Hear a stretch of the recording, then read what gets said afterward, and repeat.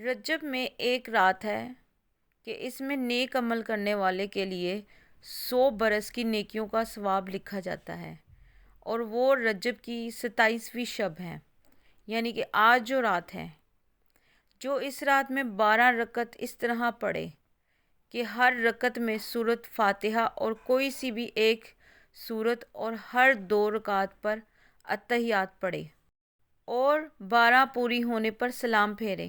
اس کے بعد 100 بار سبحان اللہ والحمد للہ ولا الہ الا اللہ واللہ اکبر، اور 100 بار استغفار کرے، 100 بار درود شریف پڑھے، اور اپنی دنیا اور آخرت سے متعلق جس چیز کی چاہے دعا مانگے، اور صبح کو روزہ رکھے تو اللہ پاک اس کی سب دعائیں قبول فرمائے گا، سوائے اس دعا کے جو گناہ کے لیے ہو۔